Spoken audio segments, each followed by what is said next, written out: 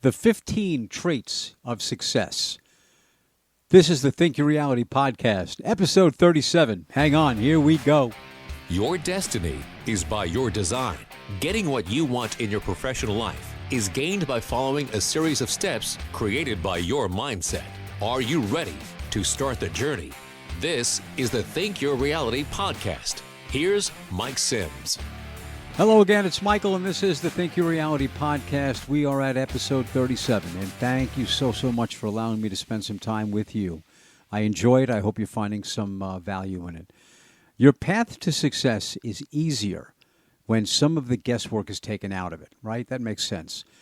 The whole purpose to this podcast is to offer you encouragement and insight into what you are capable of creating and accomplishing in your life, thereby making easier the move from where you are to where you deserve to be. I read online the traits that are necessary to success, and I want to expound on them. So number one is leadership. I'm not referring to necessarily being a CEO of a Fortune 500 company here. What I am referencing this to is being the leader of your own life. Let me explain. You ultimately make your own decisions. If you allow others to influence, to shape too much of your life and what you do, then you're no longer the leader. You're no longer in control.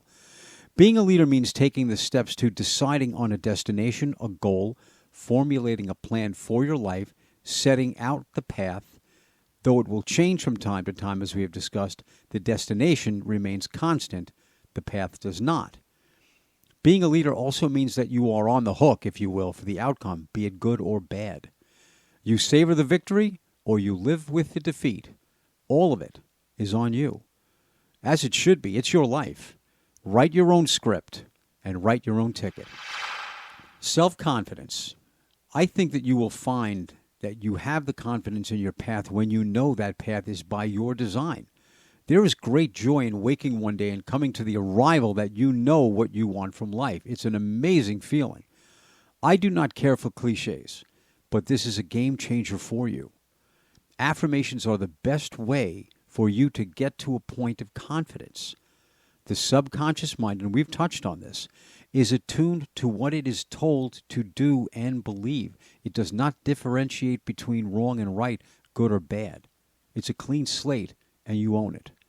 The more you seek the place you can claim and call your own, the faster it arrives. You gain what you concentrate on. You do, in fact, think your reality. Aspiration. This is a byproduct of self-confidence and a determined destination or goal. The indecision, the doubt and uncertainty is gone when the dream is established in your heart and your mind. And your heart first, by the way. Once a dream is defined by your mind, you say the affirmations daily, the subconscious mind goes about making the path and the steps needed and the people to assist. And it's very interesting when you adopt this habit and you come to the realization that it's in fact true, that all of a sudden you're starting to find the things, the situations, and the people that are there to help and assist you on your journey. Drive. This is tied closely to aspiration and self-confidence. You have to know what you want. This may seem a little obvious or vague, and we have to understand that our goals and dreams are built on the drive to have them, combined with the affirmations that get us to those steps to get to them. Drive is what keeps our focus when life tries to take us off course. Drive is what keeps our focus when the naysayers show up and add their 2 cents. And that we know is always worth a whole lot less than 2 cents, isn't it? Drive is what keeps our focus when we can envision in our minds what is possible and what we want most from our lives professionally. Patience. I have to be honest with you. This is one I have a problem with myself. Whatever I want tomorrow, I wanted it yesterday. It's been my mantra since I was a kid. One of my favorite prayers is, God, give me patience and give it to me now. Life and the attainment of your life's purpose does not act that way, and I've come to that realization. You are building the life you want. Dreams take time, steps, adjustments, and faith, and anything really worth anything is worth taking the time to build it. Discipline. Again, this can be tough with all the distractions that life brings, the family needs, a question asked, useless emails, social media, etc. Sometimes we have to set aside a part of the day where we know these are going to be at a minimum. Personally, I prefer very early morning as the house is quiet and I can often work uninterrupted. Setting a schedule and strict adherence to it is always a good idea and very much a part of being disciplined. The place in which you do your work is a good solution to this. I'm the father of 4 grown kids. I use what was one of the kids' bedrooms to write and record these podcasts and to hide when my mother-in-law comes to visit. Communication. Making it clear to those who require some of our time that there are boundaries that are set and will be adhered to. I'm often amazed at how the lack of planning on the part of someone suddenly becomes an emergency for me to handle. The word no is very useful at this time, and we've touched on this before. Saying no is actually saying yes. Let me explain. When you say no to someone who is just looking really to distract you or to occupy some of their time, you're saying yes to your own aspirations. No, I cannot help at this very minute, but I will come back to you in a little while as I need to concentrate on what I'm working on. It's a great response to them. In my book, I Am, I Can, I Will, I stated that it's okay to be helpful to someone in their quest, but not at the expense of your goals and dreams. You can't trade one for the other. And you will find that those people who are in constant need of help, when put off politely enough, will gravitate to someone else. You too will find that them needing help was really their attempt to have you do their work. Does that sound familiar? Number 8, integrity. And this is an easy one. If you don't have it or are unwilling to do everything to preserve it, we are done here. Willingness to learn. We do not know everything. We need to allow life to teach us and to show us things that will aid in our pursuit. This is so critically important in the search of our dreams. We gain much needed information and we also learn things about ourselves that will provide for goals reached easier and perhaps faster. Look at the unwillingness to learn as a closed fist. You cannot accept good things when you're closed off to them. We have discussed this in earlier podcasts.